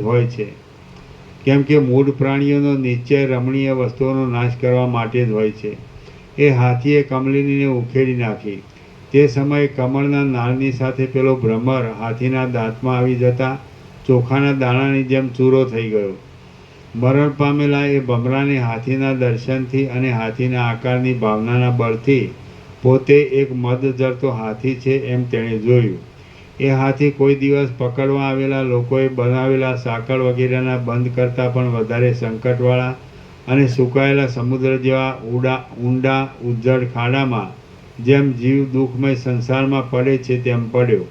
પકડાઈને રાજદ્વારમાં ગયેલો એ હાથી રાજાને પ્યારો થઈ પડ્યો અને યુદ્ધમાં શત્રુઓના મોટા મોટા સૈન્યને તોડવા લાગ્યો. નિશાચર જેવો સર્વદા મદોન્મત્ત રહેતો એ હાથી કોઈ એક દિવસે રાત્રિના યુદ્ધમાં ઘૂમતા શત્રુઓની તલવારો વગેરેથી કપાઈને જેમ દેહાભિમાન વિવેકરૂપી પવનથી જુદું પડી નાશ પામે છે તેમ તે હાથી મરણ પામ્યો. અને એ હાથીઓના ગંડસ્થળમાંથી ઉડેલા ભ્રમરોને જોવાથી અને પોતાના ગંડસ્થળોમાં રહેનારા ભ્રમરોના પરિચયથી ફરીને પાછો ભમરો થયો. એ ભમરો વનની લતાઓનું સેવન કરતાં કરતાં પાછો કમલિનીમાં આવ્યો, કેમ કે અજ્ઞાની જીવો વાસનાઓને ત્યજી શકતા નથી. કમલિનીમાં રહેલો એ ભમરો હાથીના પગથી દબાઈને પાછો ચૂર્ણ થઈ ગયો અને પછી કમલિનીની આસપાસ રહેનારા હંસોના પરિચયની વાસનાથી હંસ થયો. હંસના અવતાર પછી બીજી પણ હાથી વગેરેની 85 યોનિઓમાં ભટકીને પાછો હંસની યોનિમાં આવ્યો. એ હંસ એક દિવસે બીજા ઘણા હંસની મંડળીમાં વિહાર કરતો હતો. ત્યાં બ્રહ્માના હંસના ગુણોનું તથા આકાર વગેરેનું વર્ણન સાંભળવામાં આવતા તેને હું પણ એવો બ્રહ્માનો હંસ થાવ તો ઠીક એવી વાસના ઈંડાના રસમાં રહેલા મોરની જેમ વૃદ્ધિ પામી. બ્રહ્માના હંસનું વારંવાર સ્મરણ કર્યા કરતો એ હંસ વ્યાધિરૂપી ગણથી મરણ પામીને હંસપણાની વાસનાના બળથી બ્રહ્માનો હંસ થયો. એ જન્મમાં બ્રહ્મલોકની અંદર અત્યંત વિવેકવાળા બ્રહ્માના વૈરાગ્યથી તથા તત્વજ્ઞાનથી ભરેલા ઉપદેશોથી તત્વજ્ઞાનને પ્રાપ્ત થઈને ભોગ્ય પદાર્થોના આગ્રહ વિનાનો થઈ તે હંસ જીવનમુક્ત થઈને રહ્યો. આ રીતે તેને જીવતા નિરતિશય આનંદરૂપ મોક્ષ સુખ મળ્યું. તો પછી બ્રહ્માના 2 પરાધને અંતે વિદેહમુક્ત થઈને બીજું શું કરવાનું રહ્યું એ વિચાર કરો. શ્રી યોગ વાસિષ્ઠ મહારામાયણમાં નિર્વાણ પ્રકરણના પૂર્વાર્ધનો ભિક્ષુ સંસારો ઉદાહરણ નામનો સર્ગ 62મો સમાપ્ત. સર્ગ 63મો. આ 63મા સર્ગમાં રુદ્ર થયેલા સંન્યાસીએ પોતાના પૂર્વના દેહોને જાગ્રત કર્યા. તે દેહો સ્વરુદ્રરૂપ થયા અને તેમ થવા છતાં તેઓ એક રૂપ જ છે એ કથા કહેવામાં આવશે. વિશ્રાંત ભિક્ષુને રુદ્રભાવની પ્રાપ્તિ ઇત્યાદિ. વશિષ્ઠ બોલ્યા, હે રામચંદ્રજી, એ હંસ બ્રહ્માના આસનભૂત કમલિનીના નાલમાં પીડાઓના લાભના બળને લીધે બ્રહ્માના સામીપ્યરૂપ મુક્તિપદની પ્રાપ્તિના બળને લીધે એક સમયે બ્રહ્માની સાથે રુદ્રના નગરમાં ગયો. ત્યાં તેને રુદ્રનું દર્શન થયું. ત્યાં રુદ્રનું દર્શન થતાં જેમ અરીસામાં પ્રતિબિંબ પડે છે તેમ તે હંસની બુદ્ધિમાં હું રુદ્ર છું એવો નિશ્ચય પ્રાપ્ત થયો. આ વાસનાથી તેનો દેહ બદલાયો નહીં, પણ પ્રારબ્ધના શેષે પ્રાપ્ત કરેલી ઈચ્છાને લીધે યોગની પેઠે માનસિક બીજા દેહની કલ્પનાથી પૂર્વદેહનો માનસિક ત્યાગ માત્ર થયો. જેમ પવનપણાને પામતો ગંધ પુષ્પના ગુચ્છને ત્યજી દે છે, તેમ મનથી રુદ્રરૂપ થતાં તે હંસે મનથી હંસના દેહને ત્યજી દીધો. એ રુદ્ર ગણાધ્યક્ષની પદવી પામીને રુદ્રના પૂરમાં તે પૂરને જ અનુસરતી રીતભાતોથી સ્વચ્છંદ રીતે વિહાર કરવા લાગ્યો. સર્વોત્તમ જ્ઞાનોથી તથા ઐશ્વર્યના વિલાસોથી રુદ્રની સાથે સામ્ય મળવાને લીધે તે રુદ્રને બુદ્ધિથી પોતાનું પૂર્વનું સઘળું વૃત્તાંત જોવામાં આવ્યું.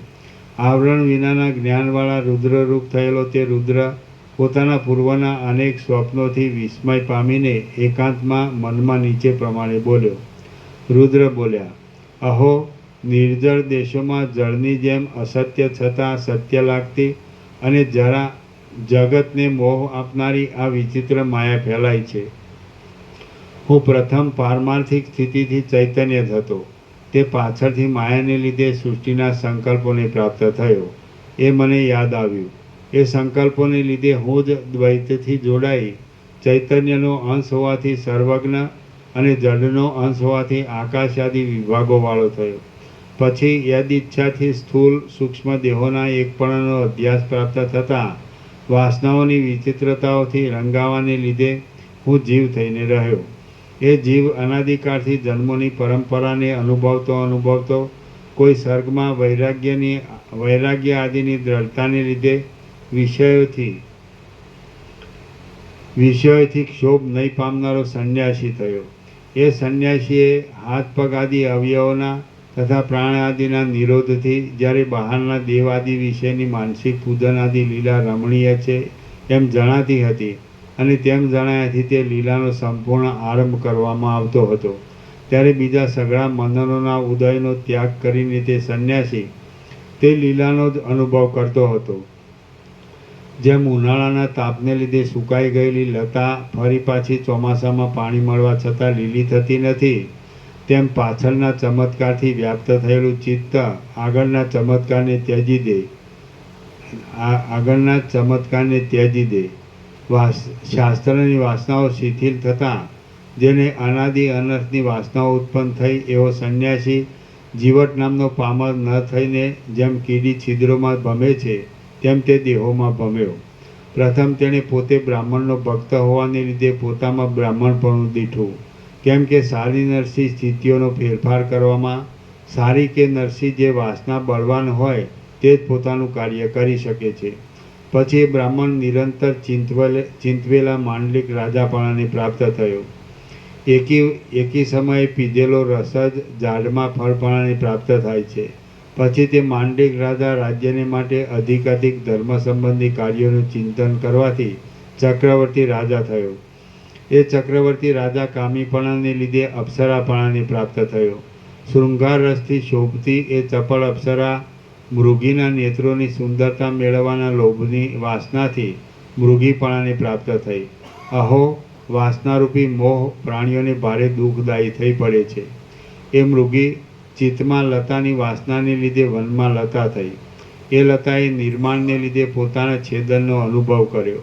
પછી અંદર સંજ્ઞાવાળી એ છેદાયેલી લતાએ છેદાયેલા દેહમાં લાંબા કાળ સુધી વાસનાને લીધે પોતાને ભ્રમણપણું પ્રાપ્ત થયેલું જોયું. એ ભ્રમણ હાથીની ખરીથી ચૂર્ણ થઈને તે પછી પણ વારંવાર સંસારના મોટા મોટા ભ્રમોમાં ભમ્યો. કેવળ પોતાના ભ્રમથી રચાયેલા આ સંસારરૂપી આડંબરમાં હું 100 અવતારના અંતે આ રુદ્ર થઈને રહ્યો છું. એવી રીતે અત્યંત વિચિત્રતાવાળા અને સત્ય જેવા લાગતા ઘણા સંસારરૂપી જંગલોમાં હું ઘણી વાર અત્યંત ભમ્યો.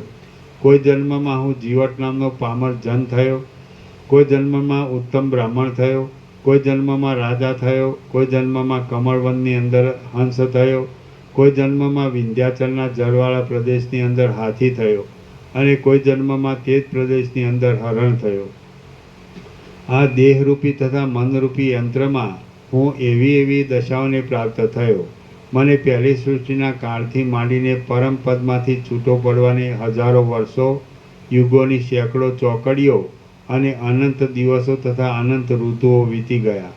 મને સંન્યાસીપણામાં જેનાથી તત્વજ્ઞાન પ્રાપ્ત થાય એવો શ્રવણ, મનન વગેરેના અભ્યાસનો યોગ્ય ક્રમ દ્રઢ થયો હતો, તો પણ હું પ્રમાદને લીધે તે ક્રમને ભૂલીને વારંવાર જન્મોની પરંપરાને પ્રાપ્ત થતાં બ્રહ્માના હંસપણાને પામ્યો.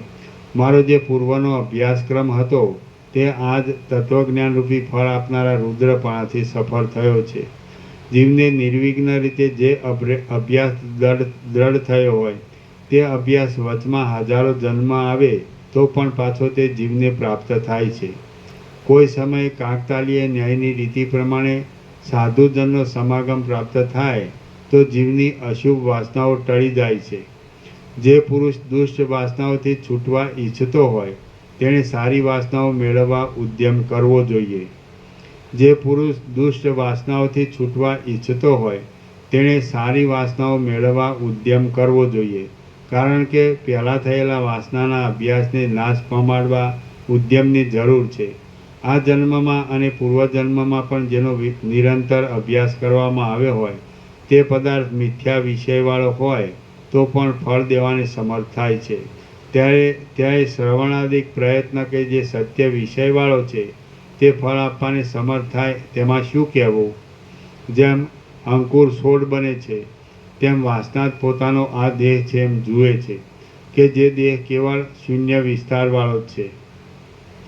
જો વાસનાનું અવલોકન કરવા લાગીએ તો અવલોકન કરવા લાગતા જ વાસના કાંઈ પણ અવશેષ રહેતી નથી. વાસનાનો નાશ કરવો પડે એમ પણ નથી, કેમ કે વાસના મુદ્દલ છે જ નહીં. માટે આપણે વાસના હોવાની ભ્રાંતિ જ રાખવી નહીં. આ જગતરૂપ ભ્રમ કે જે આકાશના વર્ણની જેમ મિથ્યા જ ઉઠેલો છે તેને બિલકુલ ભૂલી જવું એ જ આપણને તે ભ્રમ ટાળી નાખવા માટે બસ છે.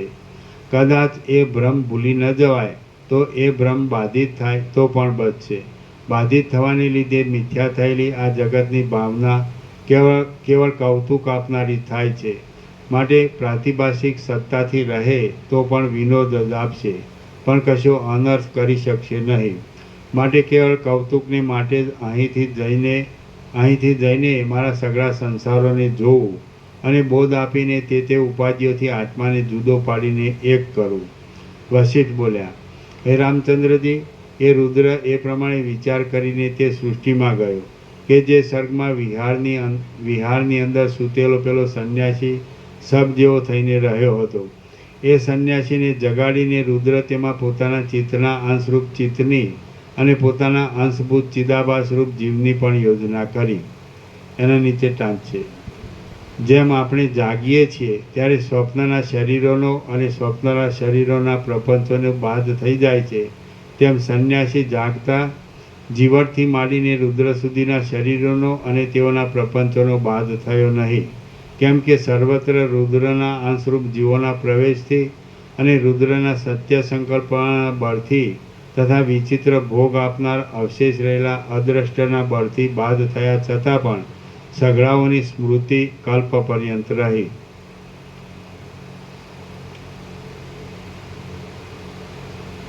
આમ થવાથી સંન્યાસીને પણ પોતાના બ્રહ્મનું સ્મરણ પ્રાપ્ત થયું.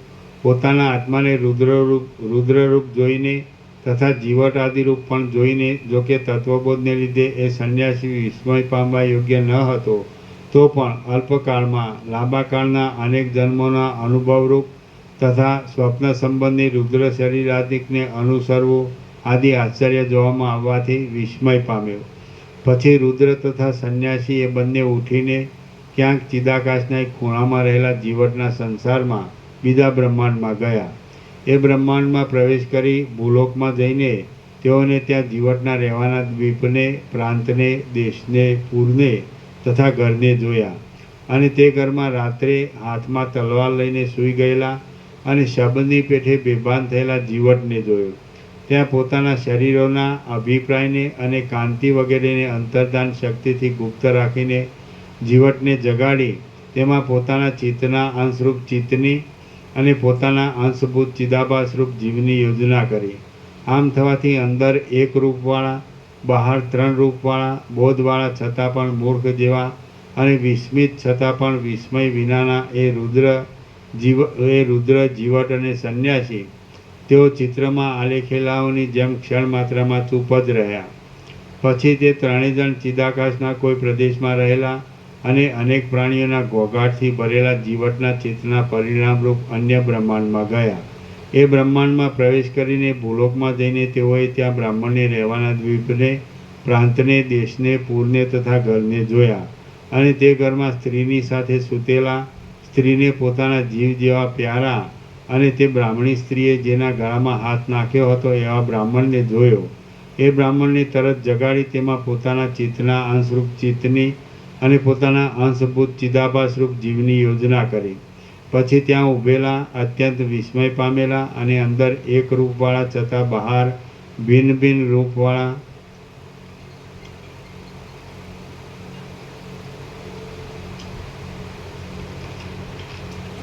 અને બહાર ભિન્ન ભિન્ન રૂપવાળા એ 4 જણ ચિત્તરૂપ આકારે વિવધ પામેલા ચૈતન્યના પરિણામરૂપ અને ભ્રમણના વિસ્તારથી સુંદરતાવાળા માંડલિક રાજાના બ્રહ્માંડમાં ગયા. એ બ્રહ્માંડમાં પ્રવેશ કરીને ભૂલોકમાં જઈ તેઓએ ત્યાં માંડલિક રાજાને રહેવાના દ્વીપને, પ્રાંતને, દેશને, પૂરને અને ઘરને જોયા. અને તે ઘરમાં પલંગરૂપી કમળમાં સૂતેલા માંડલિક રાજાને દીઠો, કે જે રાજા મદથી ઉન્મત્ત હતો, સોના જેવો સુંદર લાગતો હતો. અને સોના જેવા અંગોવાળી રાણીએ સ્તનોના મધ્યમાં રાખવાથી જાણે કમળના કેશમાં ભ્રમરીની સાથે સૂતેલો ભ્રમર હોય એવો જણાતો હતો. મંજરીઓથી વૃક્ષની પેઠે બીજી સ્ત્રીઓથી પણ તે વીંટાયેલો હતો. અને દીવાઓના સમૂહના મધ્યમાં રહેવાથી જાણે રત્નોના સમૂહમાં રહેલું સોનું હોય એવો દીપતો હતો. એ માંડલિક રાજાને જગાડીને તેમાં પોતાના ચિત્તના અંશરૂપ ચિત્તની અને પોતાના અંશભૂત ચિદાભાસરૂપ જીવની યોજના કરી. પછી એ ઘરમાં ઊભેલા એ 5 જણ કે જેઓ અંદર એક રૂપવાળા, બહાર ભિન્ન ભિન્ન રૂપોવાળા અને અત્યંત વિસ્મય પામ્યા હતા, તેઓ ત્યાંથી ચક્રવર્તી રાજાના બ્રહ્માંડમાં ગયા. ત્યાં જઈને તેને જગાડી પૂર્વની રીતે તેમાં ચિત્તની તથા જીવની યોજના કરી. તે ચક્રવર્તીને પણ સાથે જ લઈને એવી રીતે બીજા બ્રહ્માંડોમાં પણ ભમ્યા. બીજા બ્રહ્માંડોમાં સૂતેલાઓને જગાડ્યા અને મરી ગયેલાઓને જીવાડ્યા. એ પ્રમાણે ભમી ભમીને બ્રહ્માના હંસરૂપ ચિત્તના પરિણામને તથા રુદ્રપણાને પામીને તે સર્વ ભેગા થઈને શોભવા લાગ્યા. હે રામચંદ્રજી, એ રીતે અંદર એક રૂપવાળા, બહારના ભિન્ન ભિન્ન શરીરોવાળા, વિચિત્ર ચેષ્ટાઓવાળા અને અનેક જેવા લાગતા એ સર્વ મોટા સમર્થ સ્વરુદ્રો થયા. આવરણ વિના ચૈતન્યમય અને પ્રાતિભાષિક સગળા સંસારના આધારરૂપ એ સ્વરુદ્રો પોતે સગળા જગતની અંદર અંતર્યામીપણાથી રહ્યા. હે રામચંદ્રજી, શ્રુતિઓમાં જે સેંકડો અને હજારો મોટા મોટા રુદ્ર કહ્યા છે તેમની સ્થિતિ પણ એવા જ પ્રકારની છે. ઉપર કહેલા સ્વરુદ્રોએ કલ્પેલા 100 બ્રહ્માંડોમાં તથા તમારા અનુભવમાં આવતું આ બ્રહ્માંડ 11મા રુદ્રે કલ્પેલું બ્રહ્માંડ છે એમ સમજો. જીવોને ચારે બાજુ જે સંસારો ઉદય પામે છે તે સંસારમાં બોધ વિના જીવો પરસ્પરને દેખતા નથી, પણ બોધવાળા જીવો સમુદ્રમાં તરંગોની પેઠે પરસ્પરની સાથે મળે છે. બોધ વિના જીવો તો જે સંસારમાં હોય તે સંસારમાં ઢેફાની પેઠે પડ્યા રહે છે. જેમ તરંગોરૂપ જળ રસ હોવાને લીધે પરસ્પરની સાથે સારી પેઠે મળે છે, તેમ બોધવાળા જીવો ચૈતન્યપણાને લીધે પરસ્પરની સાથે સારી રીતે મળે છે. જુદા જુદા સંસારમાં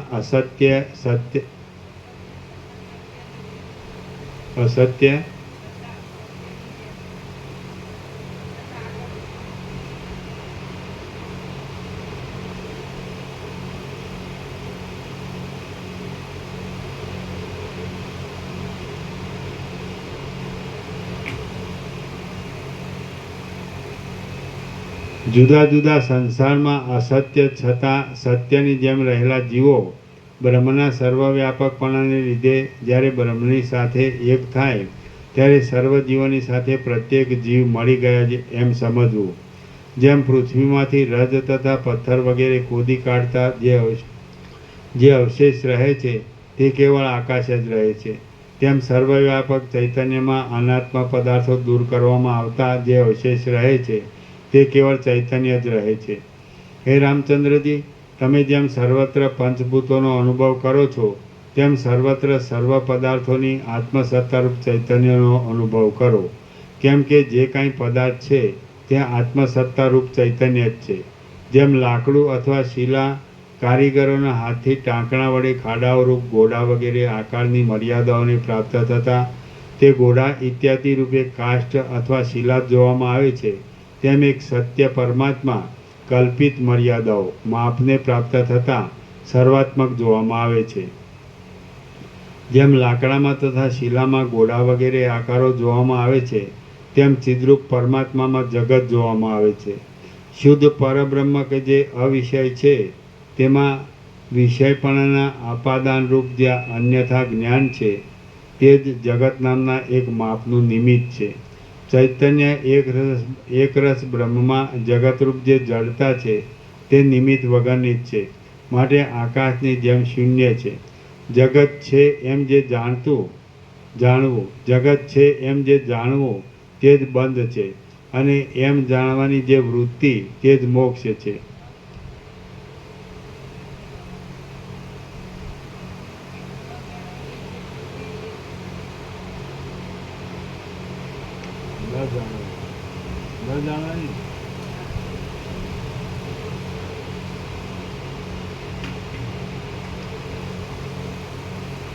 જગત છે એમ જે જાણવું તે જ બંધ છે, અને એમ ન જાણવાની જે વૃત્તિ તે જ મોક્ષ છે. તો હવે જે ભાવના તમને ગમતી હોય તે ભાવનાને તરત દ્રઢ કરો. જગતનું જે સ્મરણ છે તે બંધ છે, અને જગતનું જે ભૂલાઈ જવું તે મોક્ષ છે, અને તે બંધ તથા મોક્ષ સાક્ષીથી જુદા નથી. તો હવે જેમ તમારી ઈચ્છા હોય તેમ કરો. જે વસ્તુ દેખીએ નહીં તે નથી જ હોતી. તે વસ્તુનો નાશ થાય તો તેમાં શી પીડા છે? કશી નથી. અને જે વસ્તુ આત્મસુખ કાંઈ પણ કર્યા વિના તત્કાળ મળે જ છે, તે માટે શ્રમ કરવો નકામો છે. જે વસ્તુ કેવળ જોઈ શકાતી હોય તેને જોવાની બંધ કરીએ એટલે તેનો નાશ થાય છે. દર્શનના અભાવથી જ નાશ પામનારા જગતનું જે સાક્ષી ચૈતન્ય છે તેને સર્વદા પ્રાપ્ત જ સમજો. વેદાંત સિદ્ધાંતનું જે રહસ્ય છે તે મેં તમને કહ્યું. હવે તમને જે ગમે તે કરો. જેમ તરંગ જળના ચલન માત્ર જ છે, તેમ જગત બ્રહ્મના વિવર્ત માત્ર જ છે. હે રામચંદ્રજી, તરંગરૂપ દ્રષ્ટાંતમાં અને જગતરૂપ દ્રાષ્ટાંતિક એટલે દ્રષ્ટાંતને અનુસરીને જે મુખ્ય સિદ્ધાંત ઘટાડવામાં આવે તે દ્રાષ્ટાંતિક ગણાય. જેમ કે જળ તરંગો દ્રષ્ટાંત અને બ્રહ્મ જગત દ્રાષ્ટાંત છે. હે રામચંદ્રજી, તરંગરૂપ દ્રષ્ટાંતમાં અને જગતરૂપ દ્રાષ્ટાંતિકમાં વિલક્ષણતા એટલી જ છે. જળમાં દેશ તથા કાળ વગેરે હોવાથી તરંગો થાય છે, અને બ્રહ્મમાં દેશકાળ આદિ કાંઈ ન હોવા છતાં પણ જગત થાય છે. દેશકાળ આદિ કાર્યરૂપ હોવાથી જગતમાં જ જોવામાં આવે છે, પણ જગતના વિવર્તના કારણવાળું ભૂત બ્રહ્મમાં જોવામાં આવતું નથી. આત્મરૂપ ચૈતન્ય કે જે સ્વયં પ્રકાશ છે તે જ અવિદ્યાના આવરણથી અલ્પ પ્રકાશવાળા જેવું થઈને ત્રૈલોક્ય રૂપે જુદી રીતે દેખાય છે. ચિદ્રૂપ આત્માનું પારમાર્થિક સ્વરૂપ જડ નથી પણ જ્ઞાન છે. વેદોના કલેશવાળા આ ત્રૈલોક્યને ઉપર કહેલા ઉપાયોથી સમેટી લેશો એટલે ત્રૈલોક્ય કેવળ કહેવા માટે જ હશે. મહામંગળરૂપ પરમાત્મામાં તો વાણીની પણ પ્રવૃત્તિ નથી. આ પ્રમાણે પરમાત્મા અને જગત એ શબ્દથી તથા અર્થથી પણ એક જ છે. એ બંને કદી પણ જુદા નથી. તરંગ અને જળ બે જુદા છે એમ બોલવું એ યોગ્ય જ નથી. જ્યાં સુધી આત્માનું અજ્ઞાન હોય ત્યાં સુધી જગતને અને પરમાત્માને જુદા કહેવા યોગ્ય છે, પણ જ્ઞાન થયા પછી તેમ કહેવું યોગ્ય નથી. શ્રી યોગવાસિષ્ઠ મહારામાયણમાં નિર્વાણ પ્રકરણના પૂર્વાર્ધનો સ્વપ્ન સત રુદ્રીય કથન નામનો સર્ગ 63મો સમાપ્ત. ઓમ ઓમ ઓમ. 985.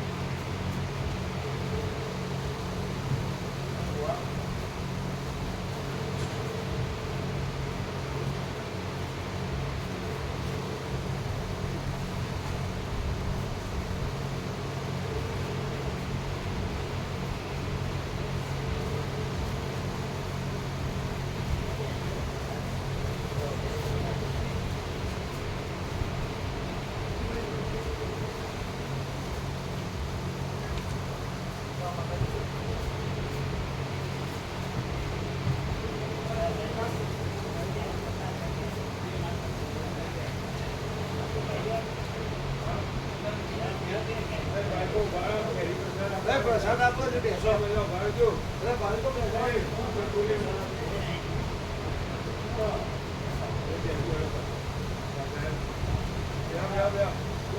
બેસો બધા કે પ્રસાદ આપવાનો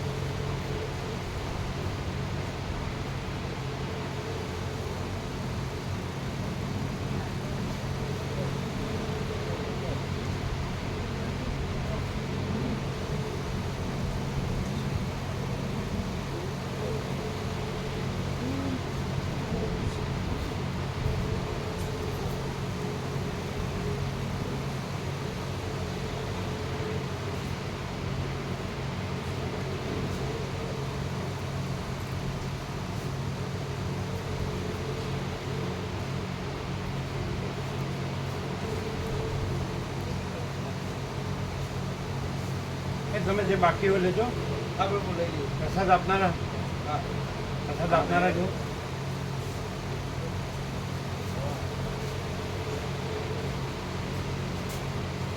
આપનારા બાકી હોય લેજો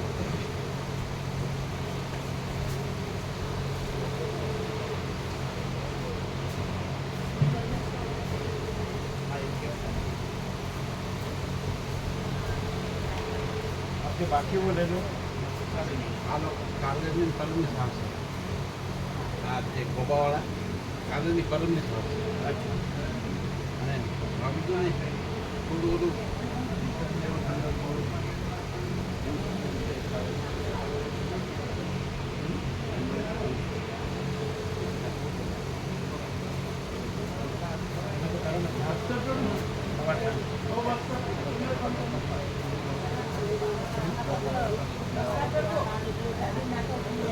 લીંબુ જોઈએ બે વાર લીંબુ બે વાર લીંબુ આજે 4:30 વાગે સવારે 10:30 ઠંડુ પાણી માછલીનું હા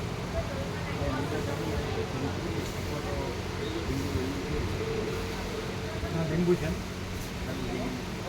બે વાર લીંબુ સવારે સાંજે 4:30 સવાર સાંજે એસી ટાઈમ એટલે લાઇટ બીજું એકદમ લાઇટ ગરમ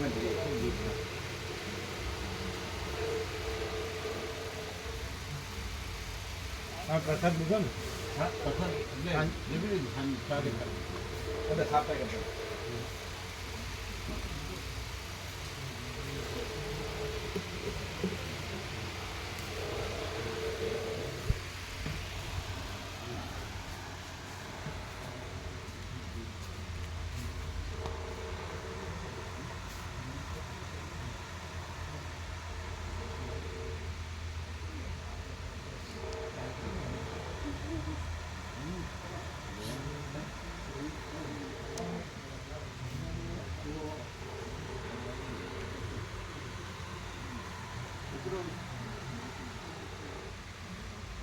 आपने लिया प्रेशर? हाँ लिया।